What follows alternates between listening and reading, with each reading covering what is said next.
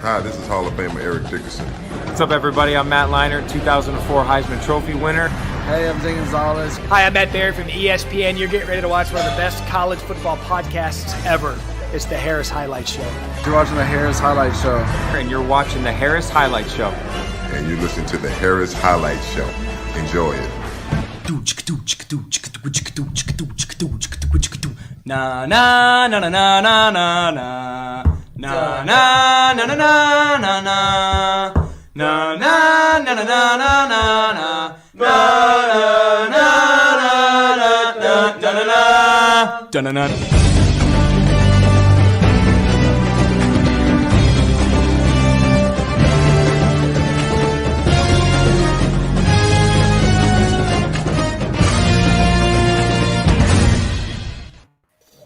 Coming to you live from Monrovia, California, this is the Harris Highlights Show. Joining me this week is our college football analyst, Josh Schaefer, our college football expert, Lyle Goldstein, our executive producer, Brady Klein, and I'm your host for the evening, Blake Harris. Well, guys, half of us have a brand new location this week, but I know we're all over the place this week. You guys are each traveling to different parts of the country, so you guys are doing true remote edition, traveling edition. How has our past week been, boys? You know what? It's been going well. We got a Dodgers game tonight, Blake, as you obviously know, getting ready to watch that later. We've got the Lakers playing tonight. All around excited for the show and for the other things going on tonight. Traveling, man. It's fun. It's weird in this time, though. You know, I'd wear a mask on a 4-hour flight, so it's kind of strange. But it is what it is. That's the country. That's the life. It is what it is. Bill Walton, happy hands. I never know how to follow things like that. I don't have happy hands Bill Walton for you, but I'll tell you what, I am not traveling, but I'm happy to talk some college football.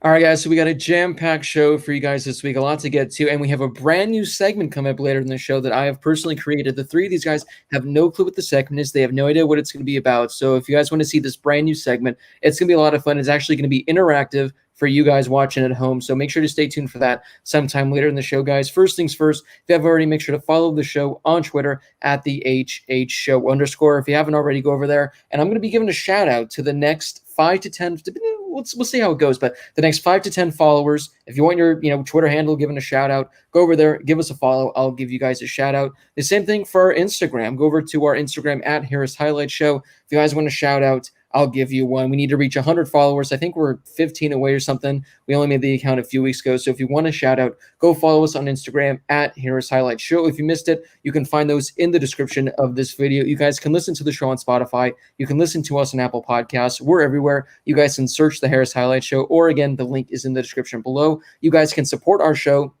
by donating to the super chat. If there's a game you'd like us to discuss, if there's a player you'd like us to discuss, if there's any sort of college football topic you'd like to hear our thoughts on, or if you just have a random question as regards, again, like Lyle's wearing a Duke shirt. Why is Lyle wearing a Duke shirt? I thought Lyle likes Notre Dame. Why does he like Duke? You guys can, donate a couple bucks, find out exactly why. It helps the show. It helps us keep going. It helps these guys get brand new equipment. It's much appreciated. You guys can also become a Patreon member for as little as $1 a month. You guys can unlock exclusive behind-the-scenes access. We have a fantasy league with all of our Patreon members, once we get, the timetable and enough members, we're going to be doing a monthly Q&A where we get together, the four of us with our Patreon donors, and we're going to do a Q&A. I don't know if we're going to be able to get them on our StreamYard where we can do a video chat with them. If not, we'll just have them in the comments. So if you'd like to get in on a Q&A Zoom session type thing with us, you guys can get in on that for as little as $1 a month. It's awesome. And again, it helps the show out, and you get some behind the scenes access that only, I think we have 12 or 13 Patreon members, so not a whole lot of guys, but it's a whole lot of fun. There's also a Twitter group message, so if you want to be in a Twitter group message with us, hey, you guys can become Patreon members. It's a whole lot of fun. But guys, there's our spiel. I think it's time that we talk some college football if you guys are ready. It wasn't as hectic of a week as it was last week, but there were still some interesting things to get to. So takeaways from week 5. First and foremost, this is the biggest. Oklahoma. I said this last week, but when we did our pick'ems, I said before the season even began, I had Iowa State beating Oklahoma for this game at Ames. But because Oklahoma lost the week prior, I said there's no chance Oklahoma loses back-to-back games. No chance. So I ended up going with Oklahoma. They did. Oklahoma is now 1-2. I know Lyle tweeted this on our show account, but it's the first time they've lost back-to-back games in who knows how long. It's been a while. It's their first time, starting 1-2 and who knows how long. Their first time losing in Ames since I think it was a few days before Kennedy was elected president. So a whole lot of random stats on how rare this loss was for Oklahoma. So guys, we saw it, with Kansas State where we thought it was kind of a fluke where they just kind of fell apart because they were up by, I think, 3 touchdowns. But Iowa State, we know they're a good team. We know it was going to be a tough game, but for the most part, Oklahoma didn't really look like they dominated much of any point. Iowa State was kind of hanging around. They were kind of, staying within the game. And when it mattered most late, they took control. They took over. And Spencer Rattler, for the second week in a row, threw the game-losing interception in the most crucial time. So, guys, Oklahoma, they're now 1-2 on the season. They're not ranked.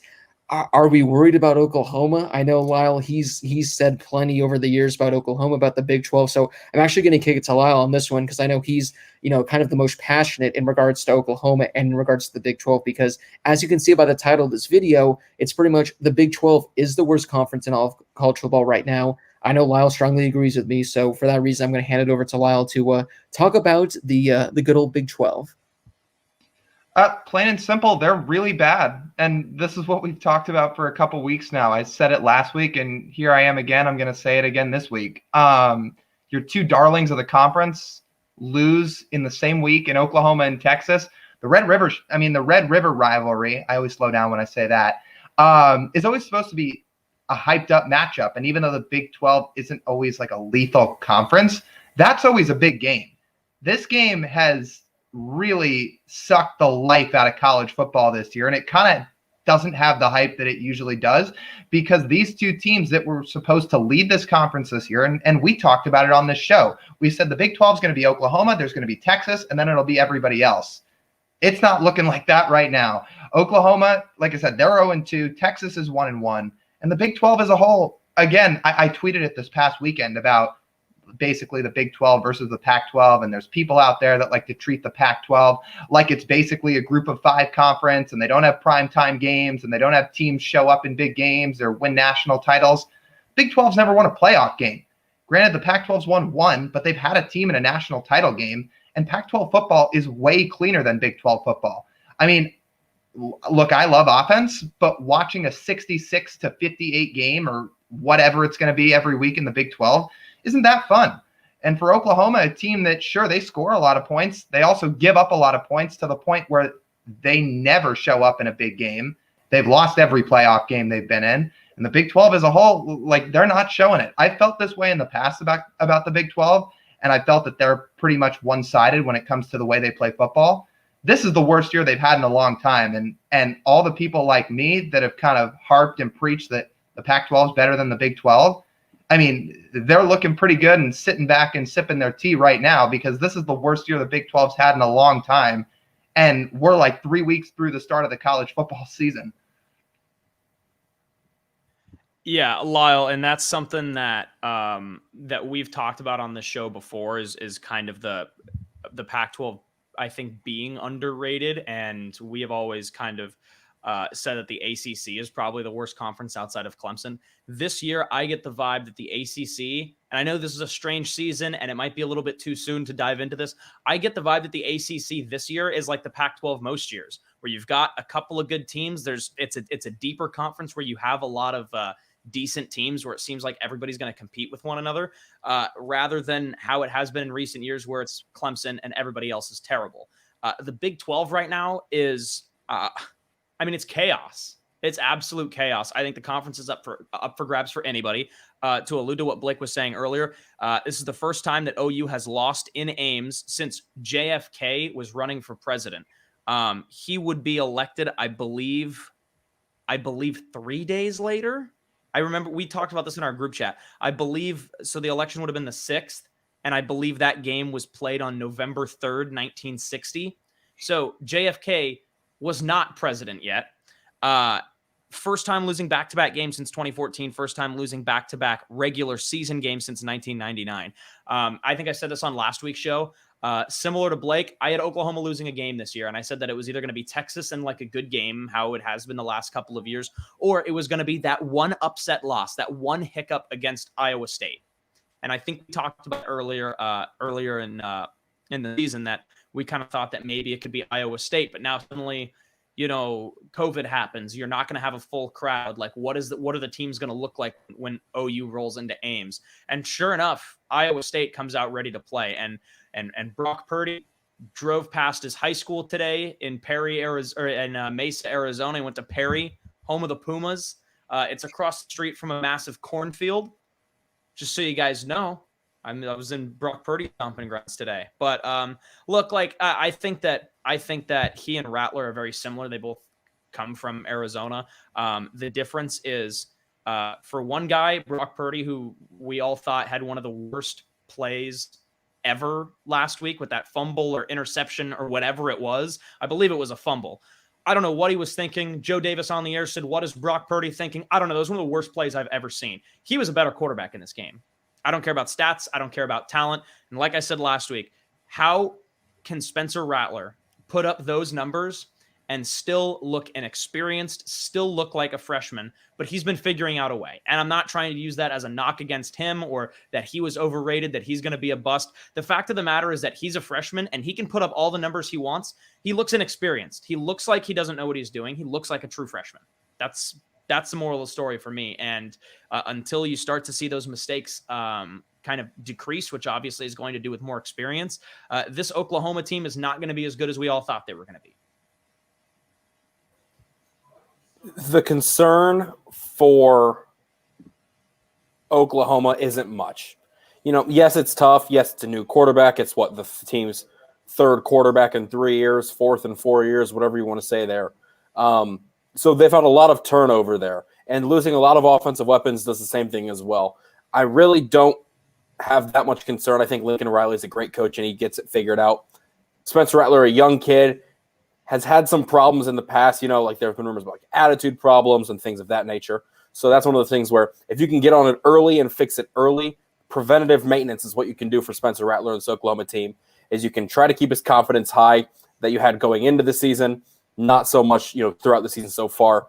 But, Iowa State's one of those teams that every year, it doesn't matter how good they are, doesn't matter who they're playing, they always have a win like this. Always. Every year it just seems like they beat Oklahoma 2 years ago. They beat Oklahoma a couple times in the last few years, but they always seem to get one of those really, really, really big time wins. And that this year obviously is this past weekend. And hopefully they can keep it good going forward, because I think Iowa State's got a really good football squad. Yeah, like I said last week, coming into the season, I said this is going to be the game that Oklahoma loses. But because they lost to Kansas State, I said they can't lose 2 weeks in a row, but they did. So, going on the Big 12, the only team now that is undefeated is Oklahoma State. And Oklahoma State, they've kind of been underwhelming. I mean, the teams they've been playing, I thought they'd be blowing them out of the water. They've been kind of in some close battles, and they haven't really looked impressive as well. So everyone has just looked disappointing. Texas, we're going to briefly mention Texas for this upcoming weekend, but they lose to TCU. They lose a game. Now, it was a close game, but Texas, they lose. They should be 1-2. I mean, Texas Tech, they lost the game last week, plain and simple. Texas, they should be 1-2 instead. They're luckily 2-1. And again, it's just a complete mess right now in the Big 12.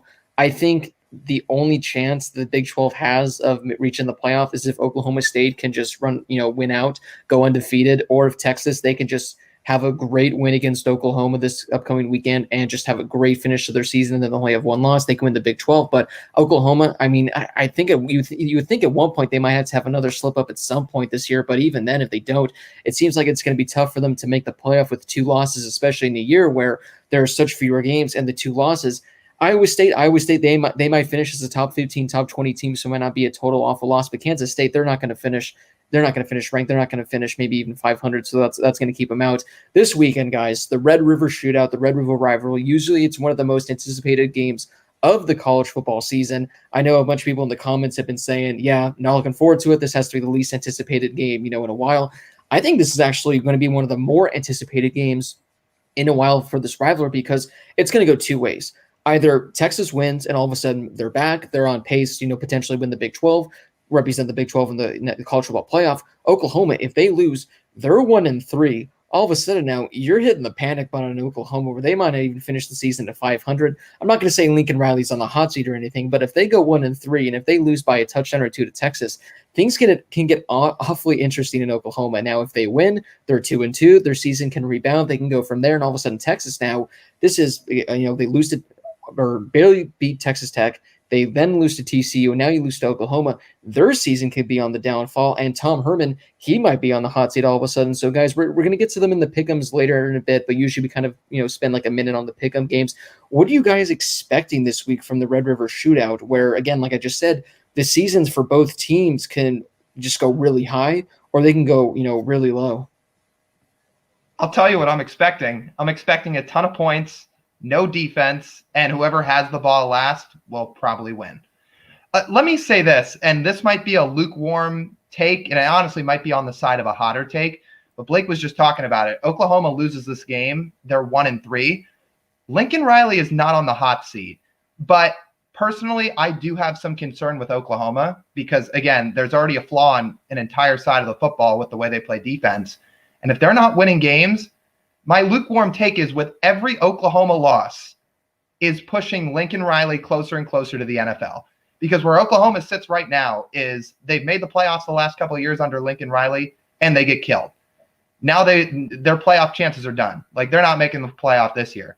So they've got to salvage their season in some regard. I don't think it'll happen this year, but if they have a 500 or slightly over 500 season this year, and then another 500 to slightly over 500 season next year, even if it's an 8-4 type season, I think Lincoln Riley will be pushed further and further to thinking about the NFL. In terms of this game specifically, yeah, I think it's going to be a ton of points. I think a lot of people tune in because, somebody's season is really going to be in the dumps at the end of this game. And, it's still a historic rivalry.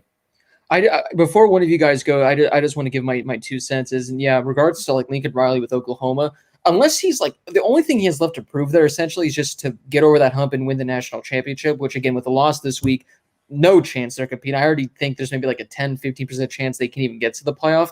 I think Lincoln Riley, we saw with Cliff Kingsbury, it's tough to imagine Lincoln Riley doesn't get an NFL offer this offseason, whether it's an offensive coordinator, whether it's a head coach. Short Round brings up a good point. Lincoln Riley to Houston to coach Deshaun Watson and the Texans. Again, it's not a matter of him getting fired. It's just how long do you want to keep doing the same thing over and over at Oklahoma without winning? That literally has to be the only reason why he has any interest in staying, because if it's not this offseason, there has to be some team out there in the NFL that's going to be calling his name this offseason. So that's my opinion. Super quick before the other two of you go. He's had offers in the past, but he's said in the past the only job he'd leave for is the Cowboys.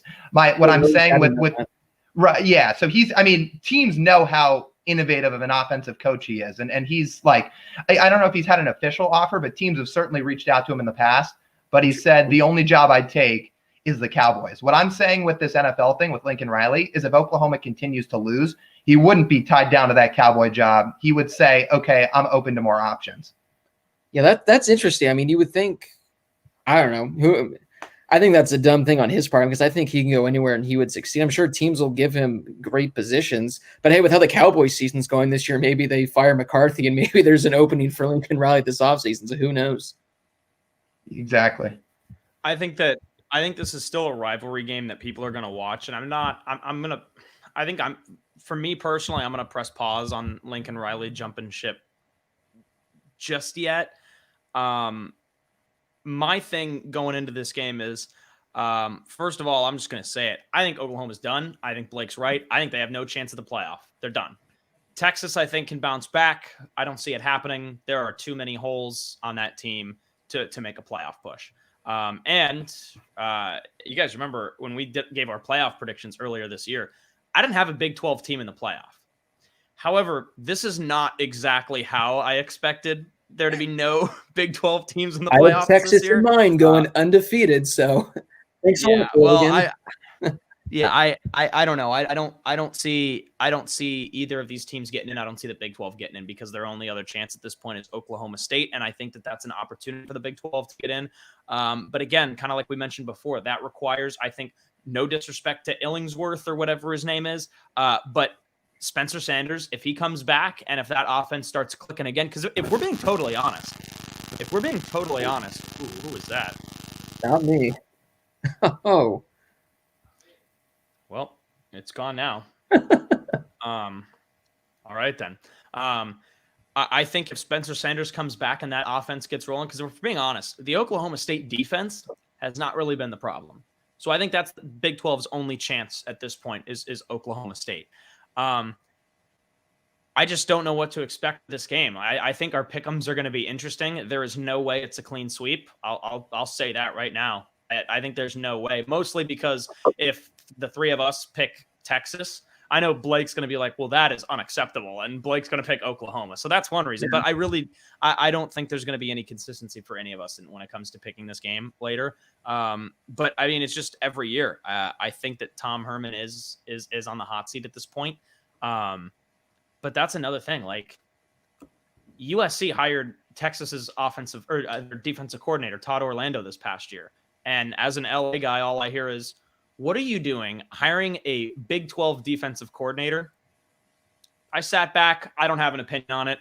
But I think right now I've seen some LA media people tweeting stuff out. Does it really look like Todd Orlando was the problem at Texas with the defense? I don't think so. It's the same thing with Oklahoma. It's the same problems every year. And right now they just don't have the weapons to compete in on the national level. One of these teams is going to win the Big 12, I think. But yeah.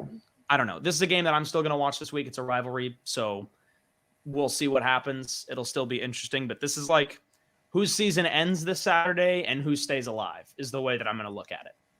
Yeah, so it's going to be an exciting one. A lot is going to come out of it. But, guys, a few other notable takeaways just to briefly mention from this past weekend. I think we all were too quick to get on the KJ Costello and Mississippi State pirate ship hype train because they lost to Arkansas. On the last show, I said I am not on the hype train. Oh, so okay. So Josh didn't want to hop on board. He didn't want to become a pirate. But Mississippi State, guys, they lose to Arkansas. I think it's the first SEC win for Arkansas since 2018, if I remember correctly. They lost to Felipe Franks, who did look pretty good in that game, but KJ Costello, he did set the Mississippi State record for pass completions in one game with, I think, like 42 or something. But the problem was he was pretty awful throughout the rest of the game. I think he had like 3 interceptions. So Mississippi State, I had KJ Costello as my number 1 in the Heisman rankings last week. Mississippi State jumped up to like 15, I think, and now in the old typical Lyle fashion, you're done. Sorry, Bray, I thought you were about to say something. He broke his own path. Yes. I didn't know if you were going to keep talking. Yeah, Wi-Fi. He broke his own record for completions in a game, which he set last week. KJ Costello did. Fantastic. So, unfortunately, no more. I'll still watch their games because I still like yards. I still like points. But, guys, some more takeaways.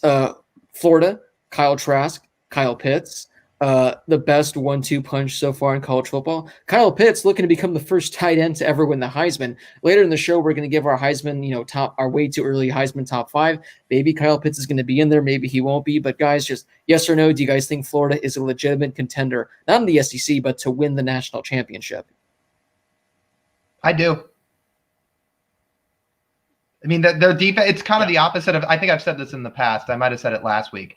They're kind of the opposite of how their last decade of teams have usually looked. Because usually they have a stout defense and their offense is somewhat lackluster. This year, their offense is unreal, and their defense has given up a lot of points. But with Trask and Pitts, I think anything can happen, and they've showed through 2 weeks. I mean, they're a force to be reckoned with, and I think that Georgia-Florida game is going to be appointment viewing.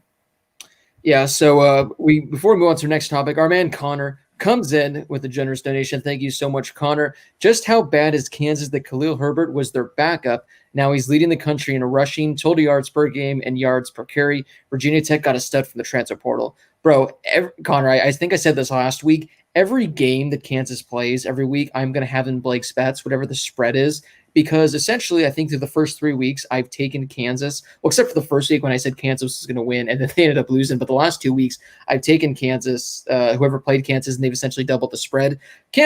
I don't get it, man. I don't get what's wrong with Kansas. But I'll tell you one thing, guys. We're going to get to this later when we do our pick'ems with Virginia Tech.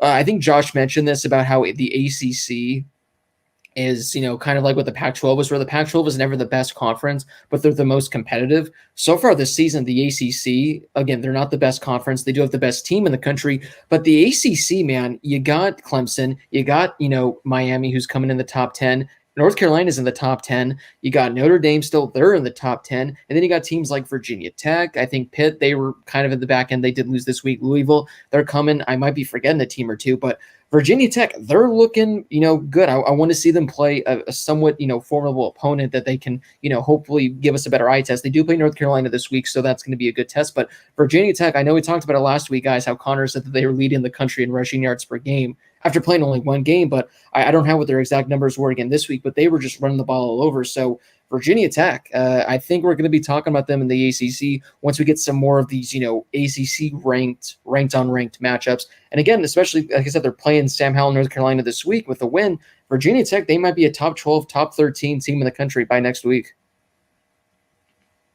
Yeah, we've talked about in the past. I think that kind of alluding back to what we just said a minute ago was with the ACC, and we kind of talked about if Pitt could be a contender last week, and then Pitt loses, and then we talked a couple weeks ago about Virginia Tech potentially being a contender, and they still look good. So I think that's what's good about the ACC this year is, we've got a couple of ACC games in our pick'ems that, I went back and forth on a couple times, and in the past it was, oh God, who cares? But now we've got a couple of really good matchups this week. I think in the ACC, obviously North Carolina and Virginia Tech are playing each other. BC is playing somebody else in the ACC. BC's got who? Louisville? Or no, BC's got Pitt this week.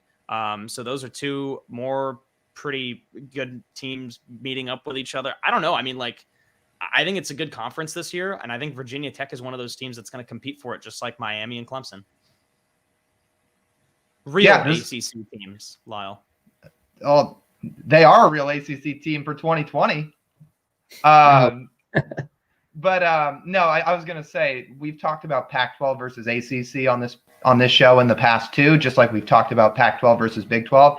This year, the ACC is really good. It's not just Clemson steamrolling through everybody, because you've got teams like, Clemson's still going to win the conference, but you've got Notre Dame, you've got, like you said, you got Miami, who's really good this year. You have North Carolina, and then even those middling teams, the Virginias, the Virginia Techs, the Pitts, even like a North Carolina State, they're all competitive. This is a really competitive conference this year.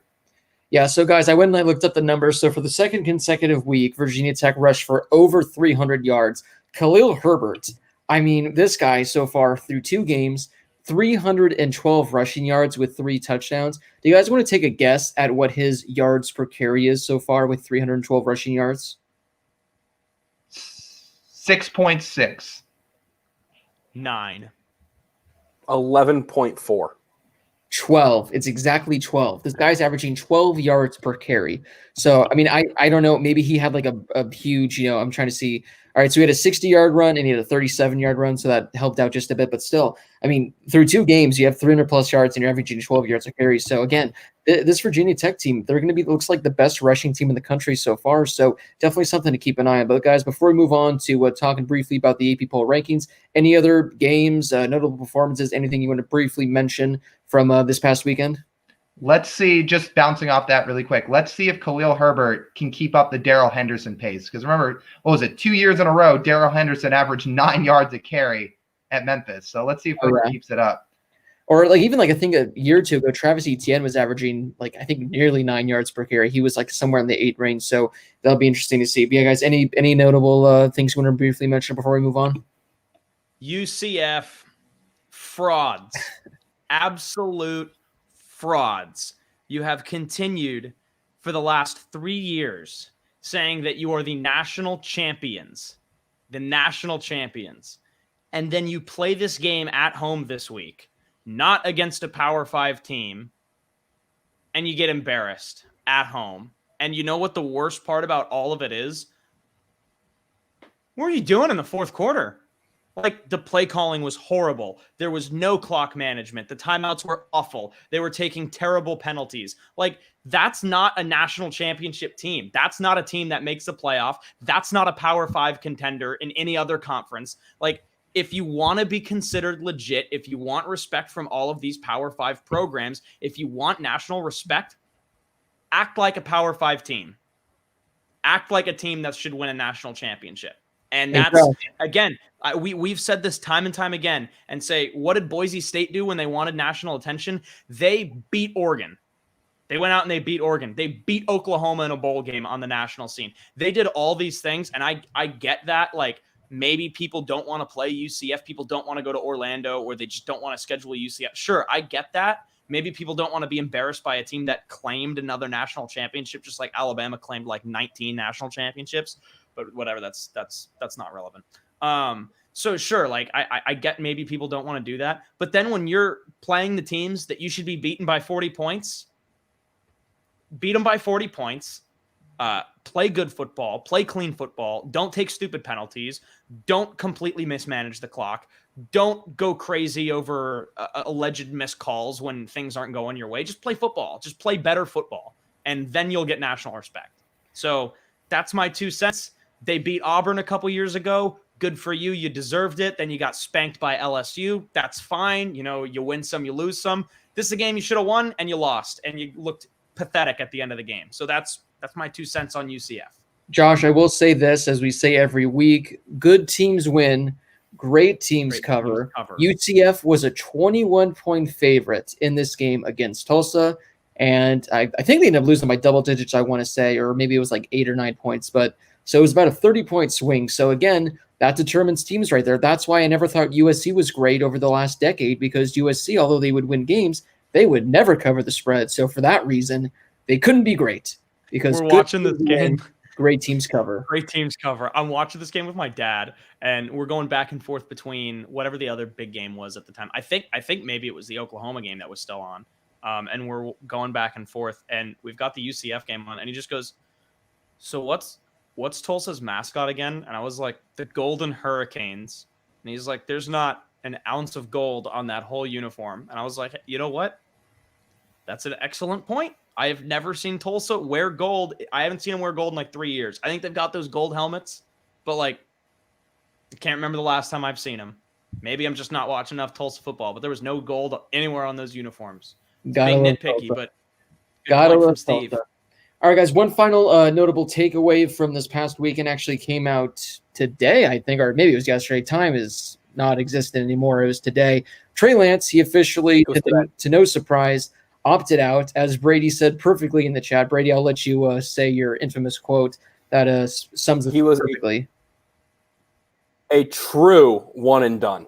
So he played his one game. He dipped. We don't have to go too deep on this, guys, because I think in previous episodes we've talked about Trey Lance. Would you take him in the top 5? Would you take him in the top 10? I think we all agree, he's arguably one of the 3 best quarterbacks. He is 1 spot ahead of Kellen Mond, so don't go sleeping on Kellen Mond, guys. Don't go sleeping on him. But I guess just, again, we don't have to go too deep into this. Yes or no from you guys, do you think he made the right decision by opting out after playing only 1 game this year? Yeah, he did. I think. You can't risk your draft stock playing in the spring. If you're a guy like Trey Lance. And spoiler, I said this in our chat, we can reconvene in April, but I firmly believe all 3 quarterbacks, Fields, Lance, Lawrence, will go top 5. We can reconvene in April, but I have a feeling it's going to happen. For Trey Lance, you're going to go that high. You can't risk playing in the spring. There you go. I don't think he goes top 5. I think that your 2 quarterbacks that are going top 5 are Lawrence and Fields. I don't see it for Trey Lance. I think he's really good, just like I thought that Jordan Love was really good last year. But again, this is another guy that's coming from a place where there's not much national exposure, despite being the premier football program in the FCS. So that's good, and people are going to pay attention that way. I think he definitely takes a hit this year from not playing those games on the national scale, like going to Oregon. I think that's a big game. I do think that obviously these NFL scouts are going to find a way. You're going to go to the combine, assuming that the combine is back to kind of how it was normally this year. I'm assuming we get things in better control, or that we know how to do it by then. I think he's going to be a first-round pick. I don't see him being a top 5 pick. All right. Well, that kind of segue us. Josh, what are you... It's not me. I think I don't have a mic, so it's not my end. But I think that's a perfect transition, guys, into the AP poll, because that's how we feel about the AP poll. So, Brady, I know you had it up earlier. If you're going to get it up quickly again, guys, back in our old shows, we would kind of go a little more in-depth on the AP poll, but I know people have their own things on that. Personally, I have not even looked at it at all recently, so this is all fresh for me. This is all exactly what I'm seeing for the first time. I guess biggest takeaway is immediately, first and foremost, I think it's stupid that teams are ranked when they haven't even played a game yet. So Ohio State, they're coming in at number 6. I think got 2 first-place votes. I don't like that at all. Again, Oregon coming in at 12. Whenever these guys play a game, you could put them back in the poll. I think it's stupid having them in. Miami at 7. That's going to be a phone this week against Clemson. North Carolina at 8. Guys, North Carolina, I think we were all high on them for the ACC this year. They have not been impressive whatsoever. They've had some close games so far. I think having them at 8 is an absolute stretch. It's cool seeing Cincinnati climb up to number 11. That's awesome. If they can crack the top 10, that'd be a lot of fun. Tennessee, I don't know when the last time they were ranked 14. That's hilarious almost. BYU, they're the highest they've been ranked since 2009. So it's been a while for the Mormons. It's been an absolute long time. And Texas, they fell 13 spots to 22. I know that Oklahoma, they're not even ranked anymore. They fell out of it. And then you got some more teams that haven't played. So those are my just initial takeaways, thoughts from looking at this for the first time essentially all season.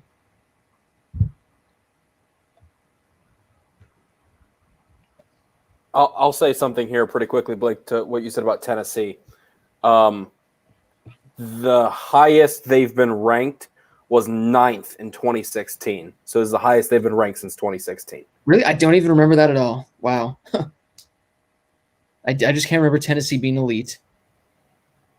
And we lost Brady. I just got pinwheeled. You there? There we go. All right. Any other takeaway, guys, from this AP poll?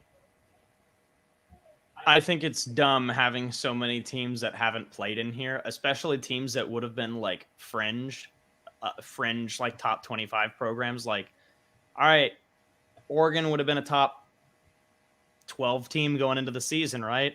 All right, we're going to rank them 12 even though they haven't played a game. Great. Minnesota, like, I feel like there are teams that have probably played football games that deserve to be ranked in the top 25 over an 0-0 Minnesota team that was probably a fringe top 25 team this year. I don't know. Like, look at some of the teams that were receiving votes that didn't get in. That, at least on paper, going into the season, for me, top 25 teams. Like Minnesota, all right. Wasn't Louisiana ranked 2 weeks ago and then wasn't? And is now back in now that there's more teams in. Like, what? The AP poll doesn't matter anymore. I don't think. I like it. I think it's very important. I think it's a good poll. But like at this point, just like the NCAA and everybody trying to play football or not trying to play football, or whatever, there's like no consistency. Like Louisiana was ranked like 2 weeks ago and then wasn't, and is now ranked as more conferences come back into play. And Oregon's not going to play a game until November 6th, and they're a top 12 team. So, like, I get it. I would rank Oregon. I would rank Michigan. I would rank Ohio State. I would rank all these teams, but I just think it's very strange to rank them a month before some of them are going to play football games. They're ranked at 0-0. Where are they going to be next week?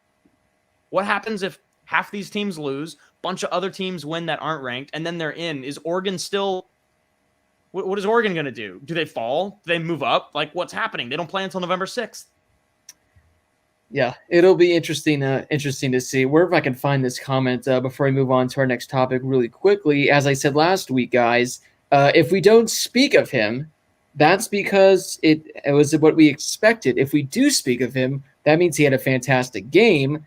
Bo Nix, no Bix, was abysmal. Bo Nix had himself a nice, I think, 40% completion percentage, 120, 30 yards, a pick. Oh, Bo Nix. We love you, Bo.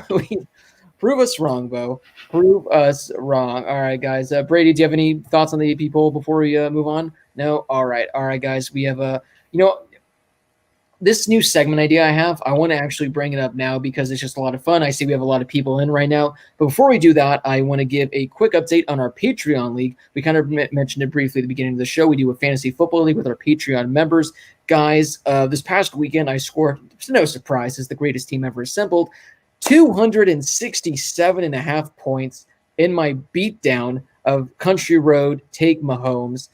It was not even close. Let's see what else we got here. The Schaefer Highlight Show, he pulled out a victory, scored only 192. Where's our man BK? Where is he? BK, where are you at? Dak to the future. BK scored 180, pulled out the victory. Unfortunately, Lyle this week, I don't think. No, I won. He did pull out the victory. I can't remember which one Lyle's team name is. He scored 215 points. Guys, looking at the standings very quickly, it's going to be a close finish. Brady and Josh are the two undefeated teams at 4-0. I'm sitting there at 3-1, and Lyle is 2-2. So this league lost to Josh. But ever since then, I've been straight dominating. But that is the update on our Patreon league. I think I play our good buddy Cost Sports Andrew this week, so I can hand him the L. But guys, it's time for a brand new segment. I'm doing a banner for right now, so Brady didn't get in and see what it was beforehand.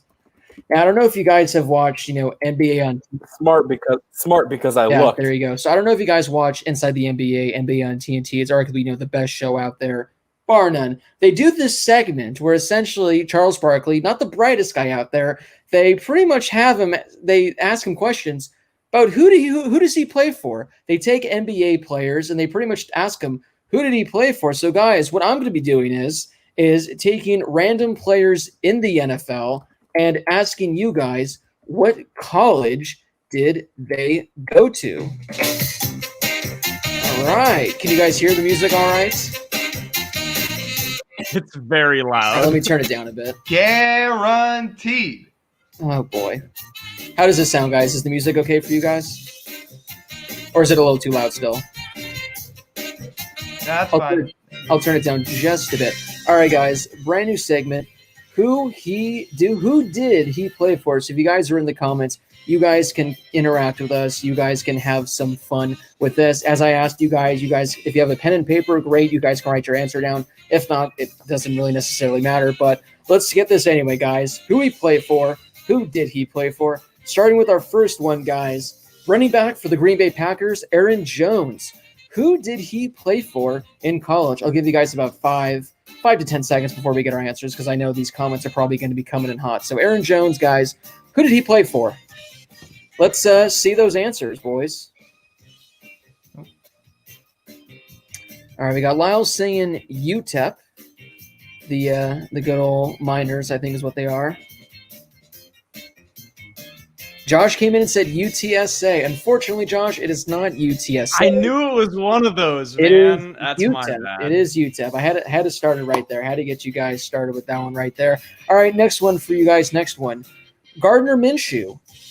Now, before he went to Washington State, he played for another school. Who did he play for before Washington State? I'll give you guys about 5 to 10 seconds to come up with that. I'll give you guys a hint. It is not a Power 5 school. I'll give you guys a few seconds. All right, boys, let's see those answers. We got East Carolina, ECU, East Carolina. We got a clean sweep, guys. A clean sweep for you guys on that one. So well done. You guys know your stuff. All right, guys. Quarterback for the Miami Dolphins, Ryan Fitzpatrick. He's been in the NFL for about 30 years now. Has played for half the teams. Some of the teams he played for no longer exist. But who did he play for when he was at school? Oh, they mention this every game he plays in, so I hope everybody gets it right. Easy one for you, dog. Let's see those answers. Smartest man in the NFL. All right, we got Harvard, and Josh couldn't come up with an NC State. Oh, sorry, Josh. Unfortunately, he did not play for NC State. Unfortunately, Sorry, guys. I really haven't been able to watch every single Miami Dolphins game this year. You really should. You really should. It's a good time. All right, guys, moving on now. We got another one. This is going to be a tough one. This is, how close do you follow the NFL? Malcolm Butler. It's a random, unknown school for the most part. So, guys, Malcolm Butler, who did he play for? Malcolm Butler, who did he play for? I'll give you guys 5 seconds. No idea. I'll give you a hint. It's an SEC school with a state or a portion. What do you call it? A direction? North, south, east, west? One of those with a school from the SEC. I'll give you guys 5 seconds. All right, guys, let's see what we all came up with. We have South Carolina. All right, that's not a bad one.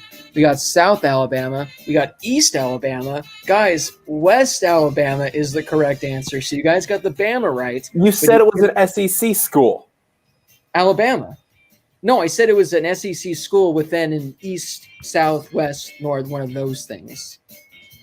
That was a very poorly worded. All right, guys. word. So we got 4 left. And this is going to be a fun one. I went on the rosters of our 4 favorite NFL teams, and I found a player which, to be honest, Lyle might know the school of every player in the Seahawks. I wouldn't be surprised, so his might be a little difficult. But I went and I got him for each of you guys. So we're going to start with my New Orleans Saints, guys. Traquan Smith, a wide receiver for the Saints. He's been stepping up nicely since Michael Thomas went down. Traquan Smith was drafted, I think, 2 years ago. Who did he play for? Was it really only 2 years ago? I think it was. He's fairly young. I have no idea. I don't know this one. Like, I'm going to be honest. I don't even have a guess. They won a national championship in the past decade.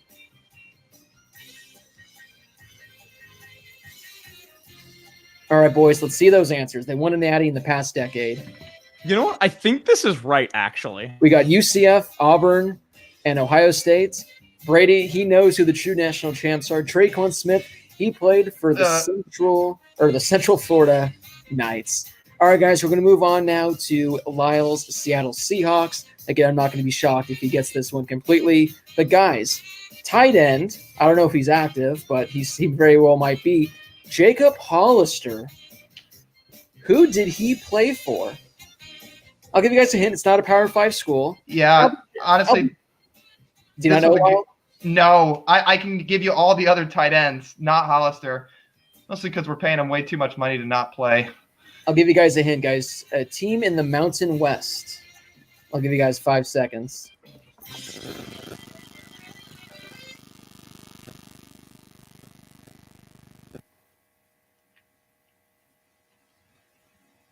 I'm going out on a limb with this one, boys.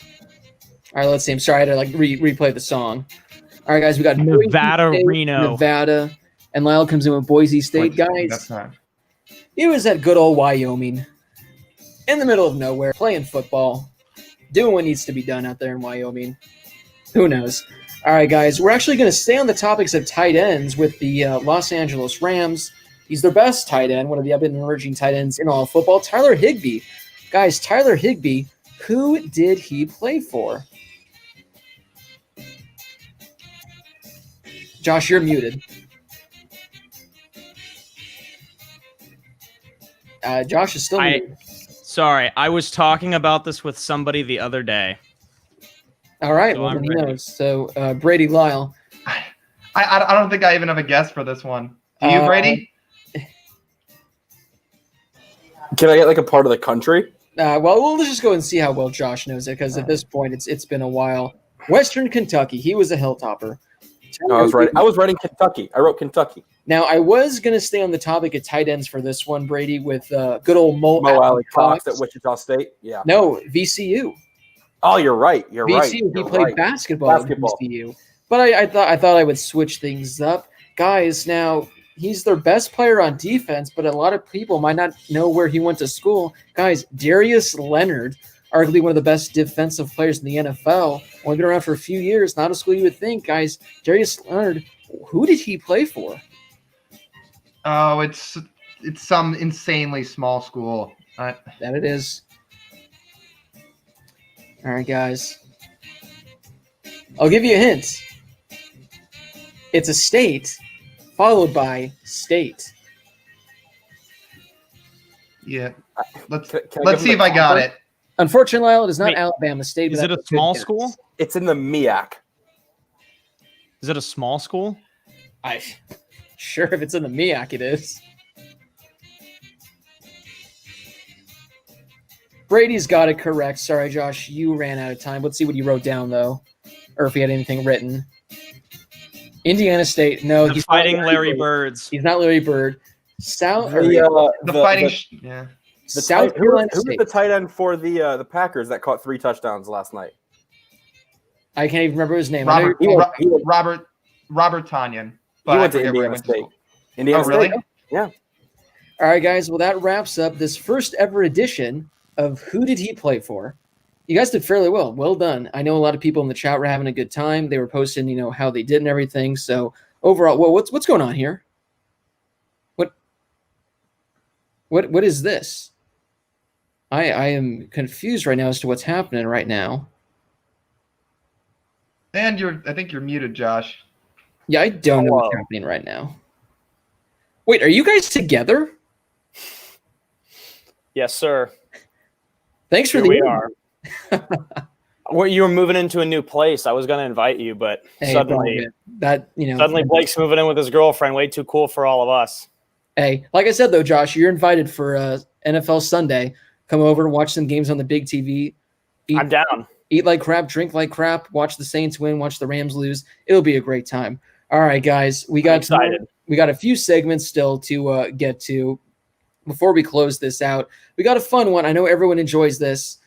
UniWatch, guys, where each week we pick our favorite uniform from this past week into college football. We got some good ones for this upcoming week. Let me see if I can find the other one right there. There you go. So, guys, UniWatch, Brady, I hope you got the photos loaded to go. Comment in the live chat what your favorite uniform was from this past week, and we'll put some of the best ones on the screen because, we can't watch every game. We can't watch all the highlights, so there might be some uniforms we missed, but these were the ones that we saw. These were our favorites. So, who wants to go first, guys, with this week's UniWatch pick? Oh, let me hop in here real quick right. after absolutely roasting them 10 minutes ago. Pull it up, Brady, because although you guys did not play like a national championship winning team, although you did not play like you deserved national respect, you looked darn good, UCF. You looked real good. Love the All Blacks. This combination has absolutely been my choice on UniWatch within the last 4 years before. The helmet's fantastic. That gold stripe in the middle. These are fantastic, and they looked phenomenal while they were playing like crap in the fourth quarter. So UCF, good for you for looking real good when you lost to Tulsa. That is all.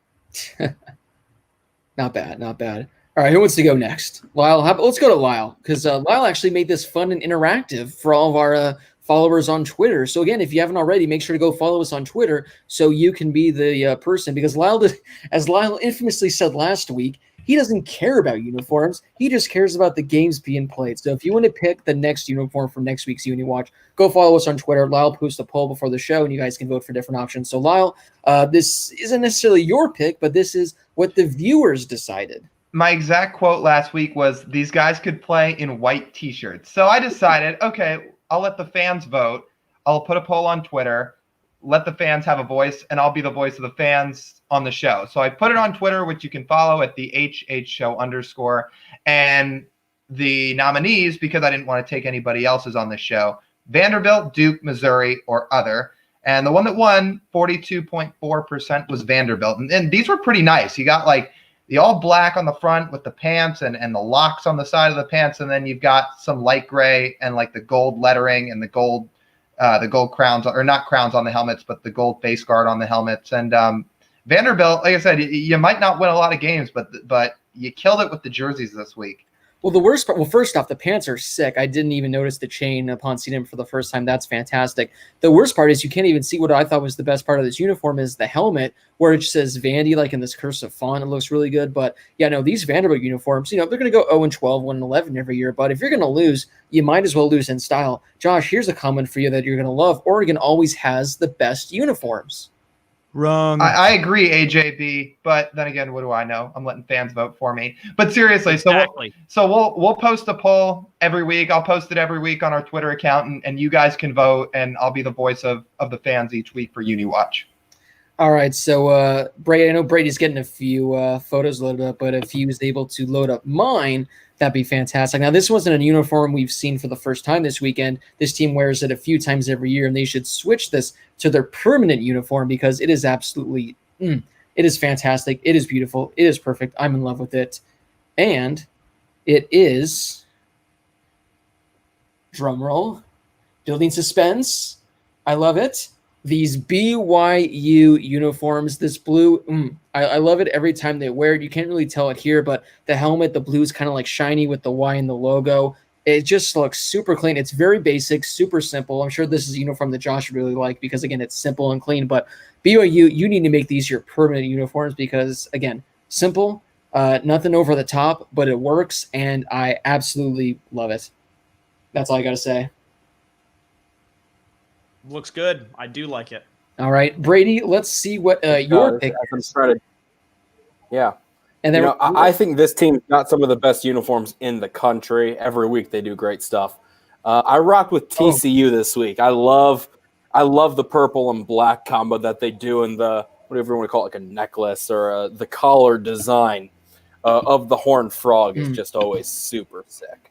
So TCU and the oversized frog on the helmet. TCU, you got my nod this week, and so probably now not the last these time. are again, these are all our personal picks, but usually when we do these, we don't want to go with one that we think is kind of like the consensus, the basic, the easy pick. So there are two that we are going to show that Brady has loaded up. I know a lot of you guys have been commenting about, these were great uniforms, so they didn't go unnoticed. So Brady, whatever one you want to throw up first, we just have to give recognition because these were two fantastic ones. One of them especially, as I think we talked about last week to close out the show, what we were expecting from them this week. So let's see which one Brady loads up first. And that is the Air Force uniforms, honoring the red tails with the helmets. As always, these military schools, they're top-notch when it comes to uniforms. Yet again, absolutely perfect, spot on. And, usually we don't like to pick, the military schools for our personal ones because we're just going to talk about them already because these are perfect, spot on. And, hey, they won in them, which is even better. Yeah, and while you're doing that, I'm still trying to get a photo for the other one. So if you want to talk good for a second. That's all good. So, guys, after our Uni Watch, we have a few more segments before the pick'ems and the Q&A. We are going to go to our early season Heisman picks, where necessarily these are just the 5, 4, 3 players that have impressed us the most, who we would give the Heisman to if all of a sudden the season ended and we had to vote for Heismans today. We're also going to be given our 4 stars of the week, where we each pick a star, an MVP from the weekend, and we'll do that. We have Blake's bets coming up. We're going to do our Q&A briefly, our pick'ems, a whole jam-packed show. This might be a little longer show where we go like an hour and a half or something like that, but still a lot of great college football content. You definitely don't want to miss. You definitely want to stay tuned. Keep interacting with us in the comments. Keep letting us know what your favorite ones are and all this, because a lot of people are saying, the Air Force ones, let's see them. And here you go right now, the Iowa State ones. They've worn this in the past as well, but this is beautiful, spot on. The all black with the white numbers, the white on the helmet. They even had it in the middle of the field. Simple, pure, but I like Iowa State's uniforms to begin with, but these I think are overall their best that they got. I would agree. They were awesome, and they won too, which made it even better. There you go. If you have a nice uniform, you got to win. You absolutely got to win. All right, guys. So Uni Watch is over. It's time to get to our stars of the week. Where we each pick a star, our MVP of the week. Guys, I think I'm actually going to get things kicked off this week. Now, I'm actually going to kind of stay on the topic of my favorite uniform, and I'm going to stick with BYU, guys, and that is quarterback Zach Wilson. Now, if Zach Wilson is – sorry, I don't know where that's coming from. Sorry. What is happening right now?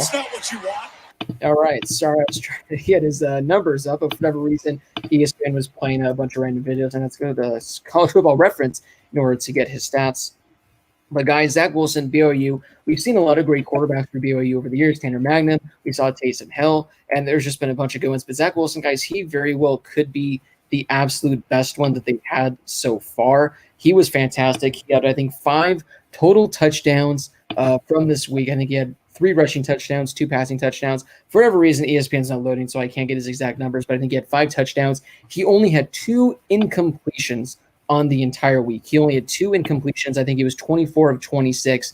And guys, this is a guy, he's been fantastic so far this year. He has 11 touchdowns the first 3 games. I think he's number 6 on the updated Heisman rankings. And BYU is ranked 15th, and it's largely because of Zach Wilson. So guys, this is a guy where a lot of people are saying he has high NFL upside. He might be a potential 2nd or 3rd round pick. Maybe he might move his way into the 1st round if he keeps playing this way. Definitely need to keep an eye on. Fantastic performance. Anytime you have more touchdowns and incompletions, that's tough to do. So Zach Wilson, you're my star of the week.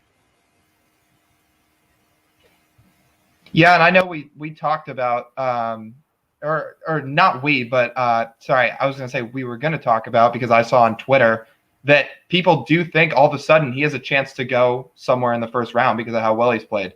So that's a good pick. My star of the week was Alabama quarterback Mac Jones, after Alabama played Texas A&M this weekend, and the 2nd-ranked Crimson Tide won 52-24. Look, we talked about on the show in a previous segment a couple weeks ago. We said, does Bryce Young come in and take Mac Jones's job at some point in the year? I think everybody but Josh said yes, and including myself, I thought that at some point this year, Bryce Young would come in and he'd take Mac Jones's job.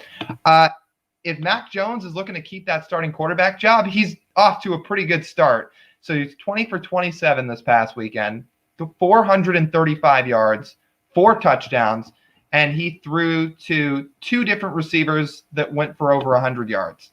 So, look, Bryce Young's young, he's talented, and he's probably the future of this team at some point down the road. But for a guy like Mac Jones who's looking to keep his job, he's doing everything and more, and he's absolutely lighting it up right now. Yeah, I think he's been really good. And we're going to talk about our Heisman favorites maybe later, and I think that he'll probably come up. Somebody actually just said it in the comments. My star of the week's Devin Leary from North Carolina State. He finished the week with 336 yards, 4 touchdowns, no picks, and a 30-29 win over Pitt, a team that we had talked about on the last show of is maybe being a sleeper in the ACC. Maybe, who knows? We'll see. They've looked pretty good already. Beat Louisville. And North Carolina State went in and beat them this weekend, led by Devin Leary. Doing a little bit more research on the guy, I heard the name just kind of scrolling through scores the last couple weeks and seeing his name pop up, and then maybe some highlights on ESPN. There are a lot of people that think that he is the next great North Carolina State quarterback. They had that guy Finley a couple years ago who beat ASU in the Sun Bowl, and he was pretty good. He was pretty slept on. But for the most part, kind of a vanilla quarterback. Devin Leary might be the next big thing coming out of North Carolina State. And we know all too well that obviously Fitzpatrick came right out of North Carolina State. But other than that, I'm joking if no one got that. No, I got it, Josh. I got it. I just wanted to make sure. But yeah, I mean, like, look at some of the guys in the NFL that they've got out of North Carolina State. I know guys, fans of Scotty won't like it, but Russell Wilson was at NC State. Phillip Rivers was at NC State. Both of the quarterbacks in the Colts quarterback room or the first and second string. Jacoby Brissett. Yeah, Brissett was there. Phillip Rivers was there, and I think that this guy definitely has what it takes, and especially if he continues doing this in the ACC this year. But obviously, like we mentioned before, ACC is a better conference this year, or at least it seems like it. There's more competition from the top of the conference all the way down to the bottom. So hopefully he can keep it going, because he's looked pretty good so far, and he looked fantastic against Pitt. I'm going a guy that, surprisingly enough, just got to wait it out. I don't know what it is. We got to figure that out. I'm going to a guy from the Big 12. I'm going to go Breece Hall, the running back from Iowa State. 28 attempts, 139 yards, 2 touchdowns, but most importantly, they beat Oklahoma. I mean, he was the only person on Iowa State with positive rushing yards. The second leading rusher was their quarterback, Brock Purdy, with -2. So that's a legit version of carrying the load. He had all of his team's rushing yards. So I'm going to give it to Breece Hall this week. Toughing out a win. Yeah, I know people are like laughing at it, but Breece Hall, I'm telling you, this kid's going to be really fun to watch moving forward, especially if this Iowa State team can continue to get some momentum moving forward in the Big 12. He leads the country in rushing, doesn't he? Yeah, he does. Yeah, really quick. One, that's a good pick, Brady. Two, can college football get rid of quarterbacks getting negative rushing yards for taking sacks? I think it's the dumbest thing that's a stat in college football. Yeah, I agree. It's not because it really doesn't. He could have had like 30 rushing yards, but if he gets sacked 6 times, all of a sudden he's got -15. You're thinking, wow, what an awful day. But yeah, guys, those are our 4 stars of the week. Always like going out of the box, getting some fun ones. Before we move on, guys, Brady, you have one thing you want to mention? I just went back and looked at the Brock Purdy's rushing stats. He had 2 attempts for -2 yards and a rushing touchdown. There you go. So something doesn't make sense. So he could have had like a 3-yard rushing touchdown, but then was sacked later in the game. So there you go. So kind of staying on the same topic as this, guys. Who are your top 5 players for the Heisman so far? So again, this is just a quick thing. No need to go in depth on any of this because I feel like we've talked about a lot of these players. You can just give your top 3, top 4, top 5, whatever it is. This is just if the college football season, for every reason, ended today, they would have the Heisman Trophy, and they said you have to vote for who you thought were the 5 best players up to this point so far. Then again, if you guys want to have Justin Fields in your top 5, it's your top 5. You can do whatever you want. But again, this is just up to this point of the season who we think are our personal 5 best players, our top 5 for the Heisman. So, Josh, we'll throw it to you for your top 5 for the Heisman so far. Number 1's an easy one for me. It's Trevor Lawrence, and again, there's no specific order. I'm just going 1, 2, 3, 4, 5 without an actual ranking. But for me, it's Trevor Lawrence. I feel like he's kind of hard to not talk about right now if we're talking about the Heisman Trophy. Number 2. Lyle's star of the week, Mac Jones, leads the country in passer rating. He's got the highest passer rating in the country right now.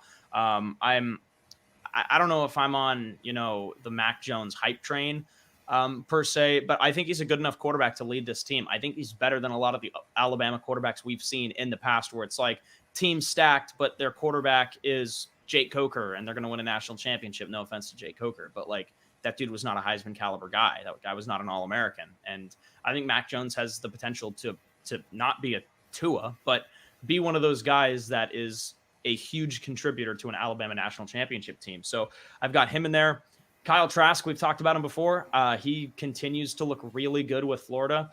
Number 4, Sam Howell. I know that North Carolina hasn't been as impressive as we all kind of thought, but I do like what Sam Howell brings to the table. I think he's super talented. And again, so this is kind of what Blake said. I'm sticking to the guys that are playing for now. Justin Fields, after 1 game, he could be number 2 for me. I don't know if this guy's going to win the Heisman. I don't think a tight end can win the Heisman.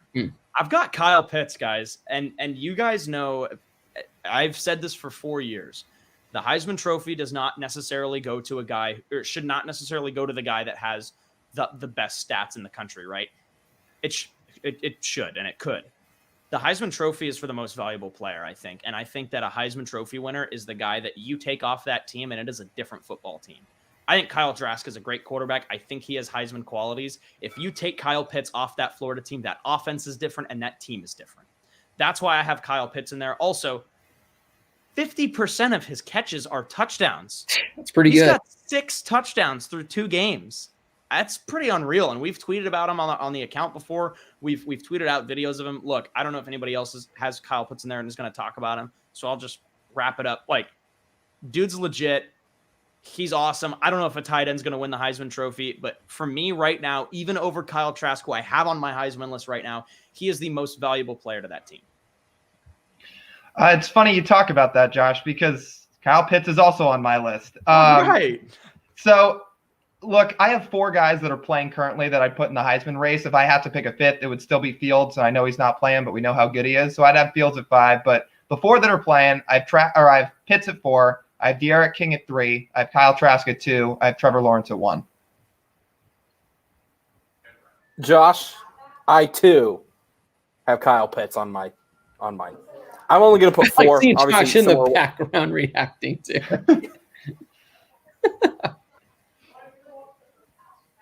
There you go. Yeah. So, hi, Mom. What's up? Okay, yeah, go ahead. So for mine, what are you doing? Hi. Hi, Sherry. We love this show. We love doing this show. I'm only gonna. My fifth would be Fields. I got Trask, Trevor Lawrence, Pitts, and Mac Jones in no particular order. Lyle or Blake. All right, guys, I'm gonna go from 5 to 1. I got Mac Jones. I got him there at number 5. I got my guy, my star of the week, Zach Wilson at number 4. I like what he's doing at BYU. Number 3, a name I'm surprised no one had in their top 5, unless again I heard things wrong. I got De'Aaron King. I got De'Aaron King in there at number 3. You know, he had a I had him at 3. Oh, you did? Sorry, Lyle. Yeah. Sorry. Way to listen. Way to listen, Blake. He's been fantastic so far for Miami this year. Number 2, I do have Trevor Lawrence. And at number 1, I have, I think, looking at, I need to go back and look at Heisman history, the first ever Heisman split, because they're going to give it to both Kyle Trask and Kyle Pitts because they've both been so good. I mean, it's a quarterback award, so obviously you have to give the edge to Kyle Trask. But as Josh said perfectly, it's like an MVP award. If you take Kyle Pitts away, what's Kyle Trask doing? I mean, I don't know what his numbers are for other receivers, but they're nowhere near what, I think Pitts has 6 touchdowns and Kyle Trask has only thrown 10. So Pitts has 6 and everyone else has 4. So Kyle Trask, he's likely, if he's going to win, he's going to win. Kyle Pitts, unfortunately, is not going to finish in the top 5 because no love to Heisman, but there are no love to tight ends. But if he's putting up a touchdown or 2 a week, who knows? But I got to give it a full 50-50 split on this one because they've been an electric duo. They've been the best quarterback, pass catcher so far in the country. And I like him so far. So I'll say this real quick is I believe last year Pitts wasn't eligible to win the best tight end award because he lined up at so many different other positions. I wouldn't be shocked. I mean, this dude literally is like a wide receiver out there. He's a receiver who's like 6'6" and can block a little bit. I mean, coming into the season, I think a lot of people agree with me where I think a lot of people had Pat Freiermuth as the best tight end in the country. He can come out and he could look great for Penn State, but Kyle Pitts, this dude, I mean, who knows how he finishes the season? As if this guy wasn't already a first-round pick. This guy not only is going to be a first-round pick, he might be creeping into top 20, top 15 range because a tight end like this is only, that's this special, comes around every now and then. If Eric Ebron a few years ago could be, I think the number 8 pick or something like that. I think Kyle Pitts easily could. I'm not saying go number 8, but he could be top 15. I think 6 touchdowns in 6 quarters. That's just absurd. I think I said I had Pitts at number 1 when we did one of our conference previews before the start of the season. I think I said I went Pitts, Freiermuth, and then Brevin Jordan. I thought Kyle Pitts was a stud. I didn't expect him to come out and do this. I mean, he's on fire. He's seriously on fire. He is on fire.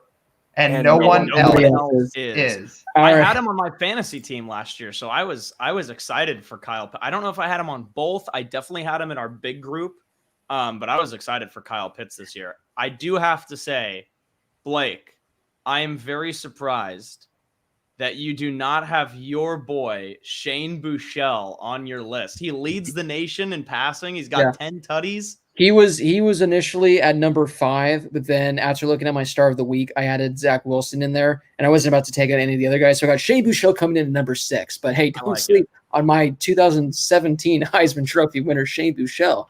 I'll tell you that much. All right, guys, one quick segment before we move to our Q&A and our pick'ems, and that is Blake's bets. Last week was a first in Blake bets history. I went 5-0. It was fantastic. You guys are essentially getting free money, courtesy of me. Guys, unfortunately, I didn't go 5-0 this past weekend, but I did the next best thing, and I went 4-1.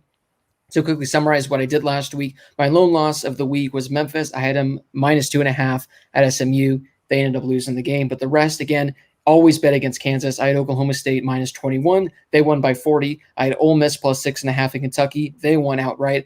Iowa State +7 against Oklahoma. They won outright. And whenever Bo Nix is playing, bet against Bo Nix because Georgia -7. They covered that against Auburn. So again, if you guys, however you make your bets, you guys can make your bets. It's legal in about half the states out there, I think. These are my 5 Blake's bets of the week. I like Tulane +7 at Houston. Houston's first game of the year. They might be a little shaky, so I got Tulane +7. Florida, I got them -7. We just talked about Kyle Pitts. We talked about Kyle Trask.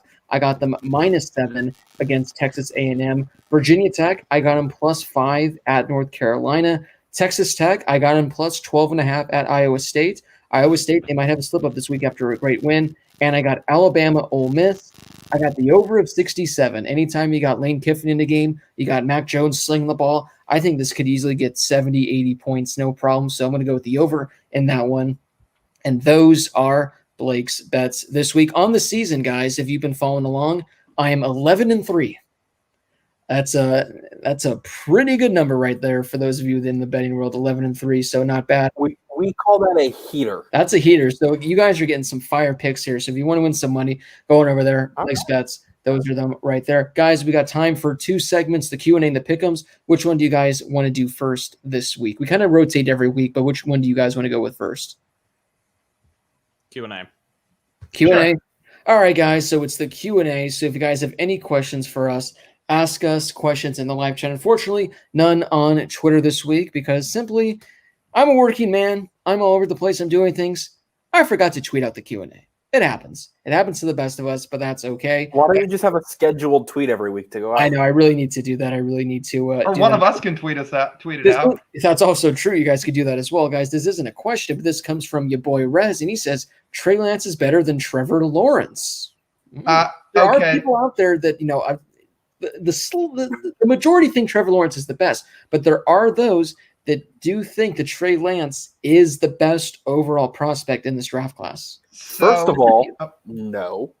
I disagree, but I will say, and I responded to Andrew Costa earlier in the comments about something similar. Matt Miller has Trey Lance at number 2 on his draft board behind Lawrence. So, I mean, I don't know. Like, Matt Miller's a smart guy. So yeah, that's why I said I think there's a chance that 3 quarterbacks go in the top 5.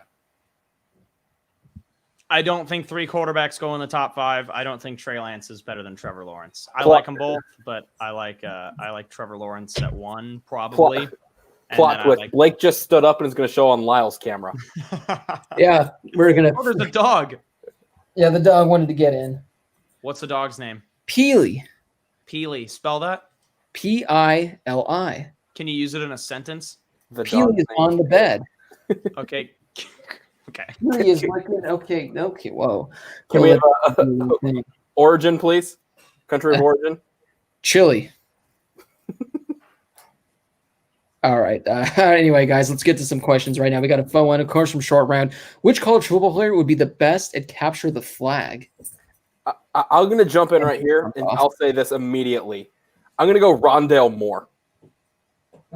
Purely off of the 1 touchdown he scored against Ohio State last year. I want to get mine in quickly before you guys take it because it's a fantastic one. Give me Jalen Waddle. No one's catching him.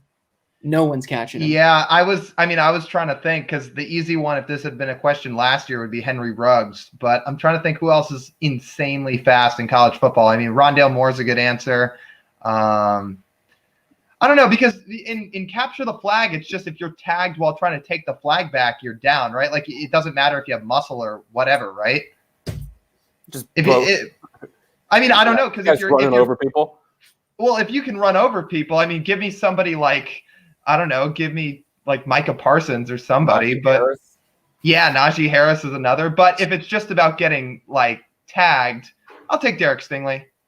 So since we have not really established the rules, kind of like Lyle just said, I'm going to go for my boy Amon-Ra St. Brown, and here's why. He's got the speed. He's got the good hands so that he could quickly just dart in there and swipe the flag up real quick. But also, not only does he have great agility and great speed, but dude breaks tackles very well too. He breaks a lot of tackles, and I think that's a guy that if we're not establishing the rules here, and we've got a little bit of leeway, why not go for both? Why not both? This next question is more leaning towards Lyle because he knows best. What music slaps these days? We all know that Lyle knows about the good old bangers that are coming out on a week-to-week basis. So, Lyle, he knows all the genres. What's been slapping for you lately? For me? You are Lyle. I mean, I don't know what this guy likes. Is he a country fan? Is he like a classic rock fan? Is he a hip-hop fan? Hey, classic rock, Eddie Van Halen.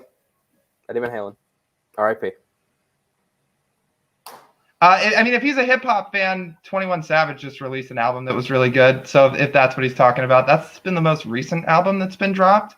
So I guess I've listened to that a decent amount. Travis Scott dropped a new single. And like all his songs do, those shoot up to #1 on Billboard. So that was good, franchise. But if that's what you're looking for, if you're looking for country, EDM, I have no idea. Well, then, that answers the question right there. All right, guys, we got time. Do you want me to answer this now because it's an EDM question? Oh, boy. Yeah. What is it? Bar Mitzvah with Brady or anything by Martin Garrix. Anything by Martin Garrix is great. Anything by Martin Garrix is great. I wouldn't know. Blake's favorite Martin Garrix. Thanks a lot, Aiden. All right, guys, we got time for a few more questions. So we'll rapid fire these so we can get in as many questions as possible. Will there be 2 SEC teams in the playoffs? I'm feeling Bama and Florida. Let me jump right in here, and I ain't talking about love, but I'm going to say, yes, there will be 2 SEC teams in the playoff. There you go, Brady. We'll get that Air 5 in there. Let's go. Eddie Van Halen all day. I agree. 2 SEC teams. I love that, Josh. That was great. I like it, especially those 2. Yeah, I think Bama and Florida, that's probably the best bet. Maybe Georgia. Who knows about that? I'll tell you one thing, Bo Nix and Auburn, they won't be there. Can Kyle Pitts get 30 touchdowns this regular season with the pace he's currently on? Yes. Look, Florida, if they're going to play 15 games, like let's say hypothetically they get to the national title game, I mean, he's already well on pace. So obviously this rate is not going to continue for anybody, even a guy as good as Pitts.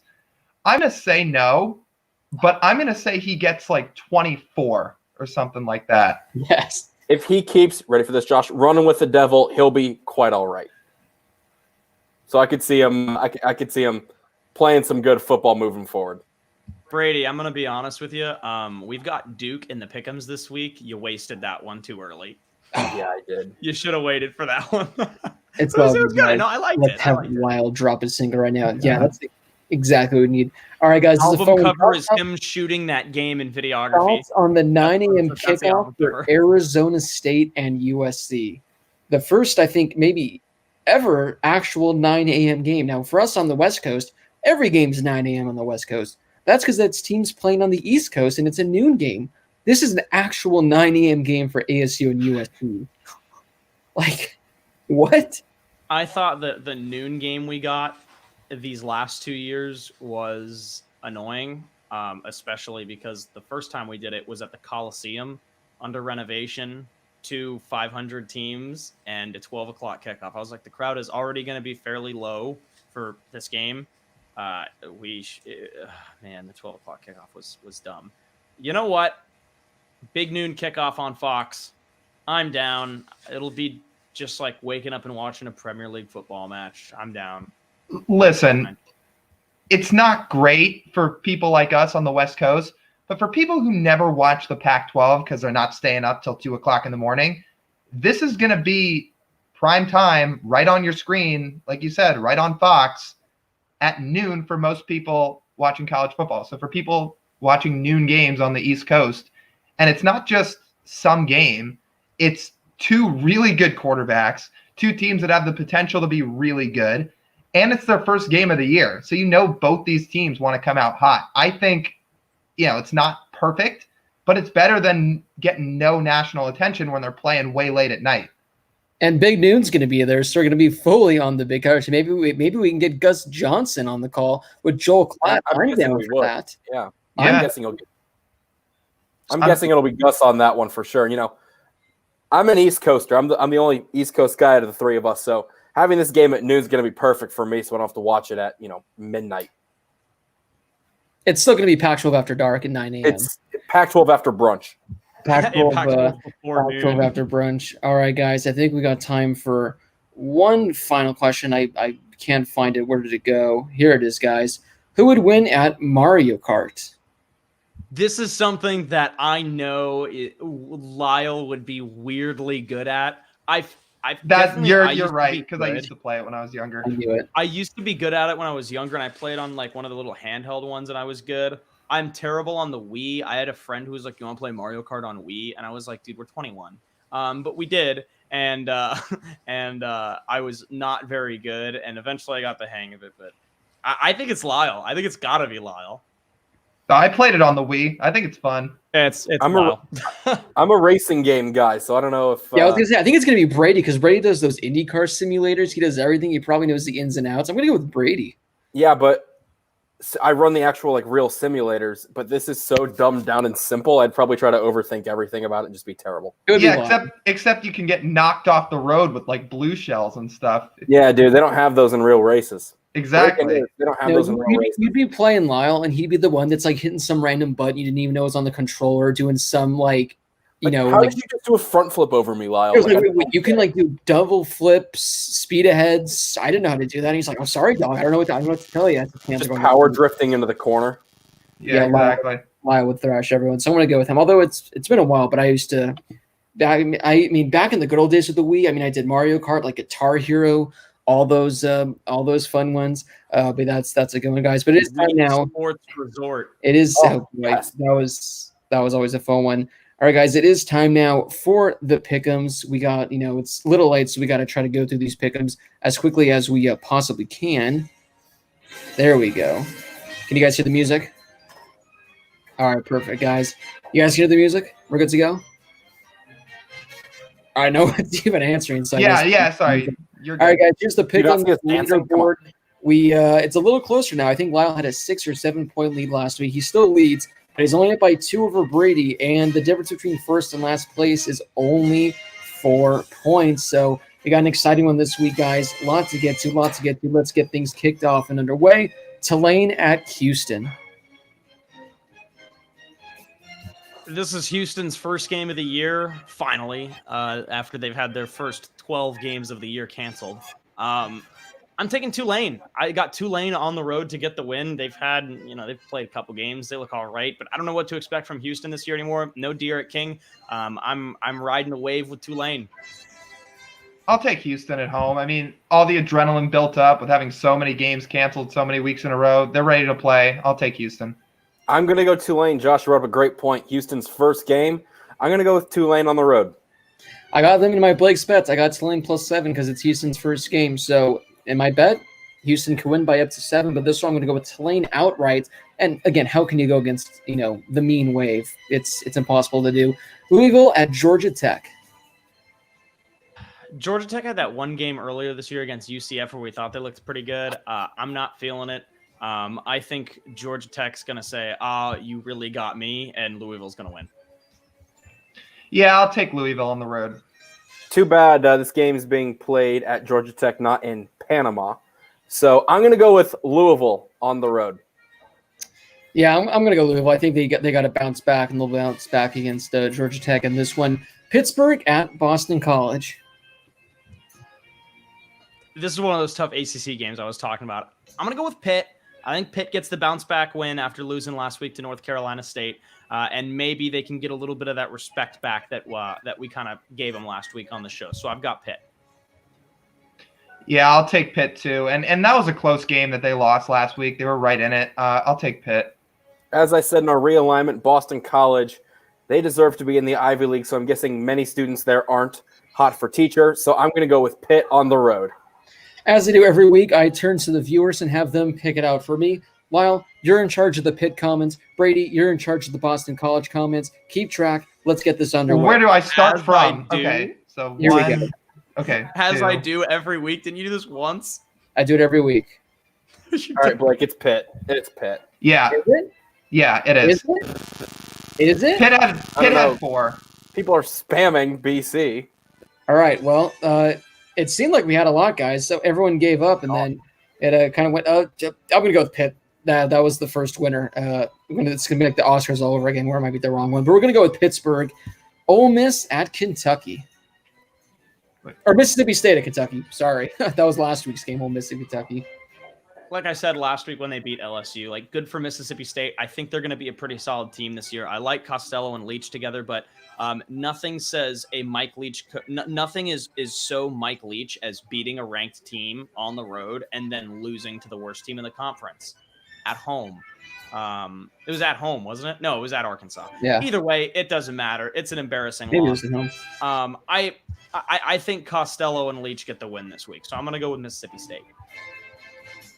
Yeah, it's like, where do they swing to on the totem pole next? Because they were on top of the world, and now they're at rock bottom after losing to Arkansas. But I think they'll bounce back and win. I'll take Mississippi State. I'm going Mississippi State to make it 4 road teams in 4 games in our first 4 picks. I'm going to go against the grain here and go with Kentucky. It's tough to go against Costello, Leach, and those points, but Kentucky, I think they're winless. I mean, they got to get that win eventually, guys. Now, this is a fun one, guys. Florida State at Notre Dame, that's an easy pick. Notre Dame is favored by 21 points. This is, I think, a Harris Highlight Show first. Does Notre Dame cover with the 21? Meaning they have to win by 22 points. They have to win by more than 3 touchdowns, or 3 touchdowns with a 2-point conversion. I think that Notre Dame beats Florida State so badly that the Noles are going to be asking, why can't this be love the whole second half? And the Irish get the win by more than 21. Do you guys still hear the music all right? Sorry, it was just getting a little loud in my ear. Kyle is not getting any of these Van Halen references, by the way. No. Okay, usually Notre Dame does not cover, at least in recent memory in situations like these. Is what you're saying. But Florida State is so bad. Notre Dame will cover this week. I'm taking Notre Dame with the points. Notre Dame with the points, and down in Tallahassee, Notre Dame's going to dance the night away after they get a win. Yeah, Notre Dame's going to win this game by like 30-40. The only reason they don't is because they go up 59-0, and then they literally just say, who wants to play in this game? They pull some fans in from the stands, and Florida State gets it to maybe like 59-21. But Notre Dame is going to absolutely demolish them. My goodness. The Chanticleers at number 23, Louisiana. Why did you say it like that? You got to say it like that. I've got Billy Napier and the Raging Cajuns in this one. Yeah, I'll take Louisiana too. I'm going to go Louisiana. They're riding the hot streak because why, Lyle? Because why not? Because guys, why not? On Twitter this past week, and I saw a video. It stumbled across my timeline, and it was these 2 bros Dude, on Carolina following the game. Where essentially, I think they were calling out Pat McAfee for going against Coastal Carolina, I think, in one of his bets. So, Coastal Carolina, if you guys are coming after, sorry, I got to replay the music. Oh, some brand new red carpet music that's coming out right now. This is just what played next. That wasn't bad. If these, bros from Coastal Carolina, they're coming after Pat McAfee, last thing I want is for them to come after the Harris Highlight Show. I thought that might be some great publicity, but I'm going to avoid the bros from Coastal Carolina. I'm going to go with them in the upset over Louisiana. Coastal Carolina is undefeated, guys. If they win, they might be in the top 25. Number 4, Florida at number 21, Texas A&M. This will be fun. I think I'm not super hot on A&M. I've got Kyle squared and the Gators. Texas A&M dropped in the rankings after their loss to Bama. They will not jump back up. Bet you guys never thought I'd throw a Van Halen reference in. I'll take Florida. That was good. That was good, Lyle. I'm going with the Kyles at Florida to pull off the win at Texas A&M. I'm going Florida. Guys, fun fact for you, Kyle Trask is actually named after Kyle Field. His parents, I believe, went to Texas A&M. If not, they were huge Texas A&M fans, and they named him after Kyle Field. There you go. So Kyle Trask, Texas A&M, you're gone. Like, no. Florida's going to win this game easily. Number 14, Tennessee at number 3, Georgia. Tennessee's looked good, but, well, guys, as we all know, Jamie Newman's not playing because whoa, Jamie's crying. Just kidding. He opted out. Stetson Bennett, though. Stet the Jet. Maybe he's the real deal. Maybe Stetson Bennett's the real deal. So I've got UGA in this one. Yeah, no, come over here and shake my hand. That was a good one. Yeah. There you go. Yeah, beat that, Lyle. I only know one Van Halen song. I can't. And I know it because they used it for the NBA forever. But I'm going to take Georgia. Like, they're the superior team. I know Tennessee's on this win streak, but Georgia's just got better talent, I think, especially on the defensive side of the ball. So I'll take Georgia. Georgia had a player the last couple of years who is now the leading scorer in the NFL. That's Hot Rod, Rodrigo Blankenship, who had some, ready for this one, Josh? Drop dead legs. And I'm going to go with Georgia at home over Tennessee. Guys, I got an upset this week. I think Tennessee, they're going to pull out the victory. I like them on the road at Georgia. Who's going to be the starting quarterback? Is JT Daniels going to be back? Is he not lost the job? With this whole thing with JT Daniels, it makes the thing worse if, Jamie Newman straight up was getting beat out by Stetson Bennett and DeJuan Mathis. So who knows there? But I like Tennessee in this one to pull out the victory. Number 19, Virginia Tech at number 8, North Carolina. No, this is not a basketball game with North Carolina coming at number 8. They're number 8 in the football polls. Guys, you guys know how high I've been on Sam Howell all season and all off season. Sam, I can't stop loving you, so I've got North Carolina. I'm going to take North Carolina too. Sam Howell's been sluggish at times through the first couple weeks, but I think people are just pretty much waiting for him to explode. This feels like the type of game where he'd be on a big stage and he'd explode. So I'm going to take North Carolina. Well, as Lyle said, Sam Howell's going to explode, so this offense is going to have an eruption. I knew that was coming. Unchained. That's 2, Josh. That's 2. I got 2 earlier. I know. I'm going North Carolina at home. North Carolina, they've been underwhelming, guys. Sam Howell, he's been underwhelming. You had the two together. That's a lot of underwhelming. Virginia Tech, we talked about them earlier in the show. They run the ball like no other. They have a great rushing team. I got Virginia Tech in this one. I think they're going to rush the ball a ton. And again, Sam Howell, I wouldn't be shocked if, like you guys said, he comes out, he's on the national stage, he has a fantastic game. But so far, he hasn't done anything to show me that he's worthy of, getting my confidence for this game. So I'm going to go with Virginia Tech in this one. Connor, hope you're watching. Hopefully you see that I'm the lone one that's in on Virginia Tech this week. Texas was this close to having to be an unranked matchup between these two teams, but unfortunately they squeak in just in at the end. Number 22 Texas at Oklahoma. Good luck. Yeah, seriously. I really don't know what to expect. Neither of these teams has been, I guess you could say, on fire. But I don't know. You know what? I'm going to go with Spencer Rattler in this one. But don't get me wrong. I think that this is going to be a close game, and by no means should anybody at the end of the game be saying, I need a doctor. I've got Oklahoma. Wait, was that That's last 2, thing? Brady. Wait, that was a Van Halen reference? I'm pretty sure that song was by Eminem and Lyle. Music existed before 2004, Lyle. The song was "Somebody Get Me a Doctor," released in 1979. Come on, Lyle. Oh well, "I Need a Doctor" was by Dr. Dre. You're Dr. Dre, yeah, and Eminem. Great song. It is a good song. But I'm gonna take Sam Ehlinger got off to a really bad start last week. And maybe that factored into Texas' loss somewhat. It's hard to pick against Oklahoma just because they've been the dominant team in this conference. I'm going to take the Sooners, but like I said, this game is going to be like 61-55. I'm getting 3 in this one, Josh. So as of right now, Oklahoma, their dreams have been shattered. They couldn't finish what they started. So I'm going to go with Texas at a neutral location. I'm going to go with Texas on this one. I said this last week. There's no way Oklahoma can lose 2 games in a row, right? There's no way they can lose 3 games in a row, right? This game, regardless of what happens, the overreactions are going to be flowing. It's going to be, I don't know. As Lyle said, it's going to be 61-56, or this is going to be an absolute disgusting game and Oklahoma wins 6-5 in some weird fashion. I'm going to go with Oklahoma because they can't lose 3 in a row. They can't, unless they prove me wrong and do that. Guys, probably the best game, though, of the weekend. Number 7, Miami at number 1, Clemson. I think Miami's been good. I think this is when they hit a big bump here. They're going to hit a bump driving down Mean Street, and Clemson is going to come out with the big win this week.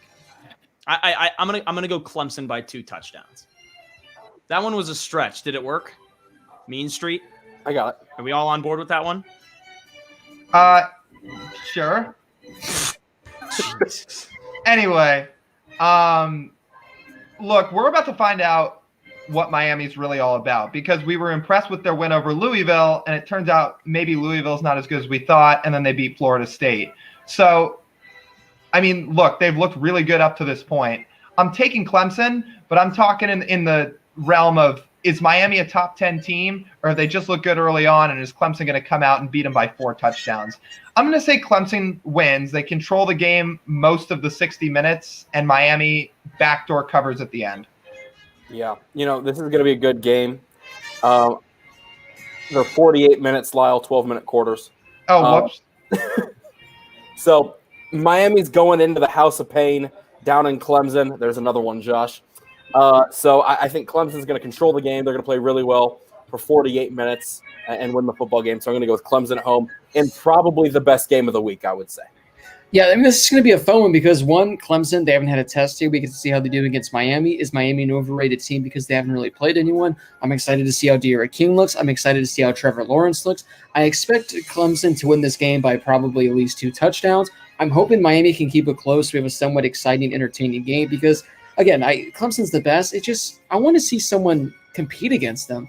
That's not in the the playoff. I want to see someone look legit against them. So hopefully Miami can make this a game. Hopefully they can keep it somewhat interesting. But yeah, I'm going to go with Clemson easily in this one, which takes us to the final game of the weekend, guys. Worst of the worst, Duke, who is 0-4 at Syracuse, who is 1-2. Brady, did you already go with Unchained? Did you already use that? Yeah. It's disappointing. Well, what am I supposed to choose? Well, I guess right now I'm going to sit here and I'm going to pick the Harvard of Central New York, Syracuse, making my guy True Williams, Copper Bartman, Anthony DeBundo, KJ Edelman, David Schneidman, the boys back who go to the Harvard of Central New York. Make me proud this week. I ain't running with the devil.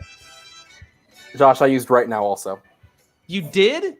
Yeah, when I did 3 of them. Said right now their dreams have been crushed. Oh, hey, man, I didn't even see that one. You know what? I'm going to take running with the devil from you this one, though. All right, fine. Look, I'm wearing a Duke shirt, but it's because I've been to Cameron and I got a shirt and I've seen a couple of Duke basketball games there. I'm not sold on them for football. I like Syracuse in this one. I'm taking the orange.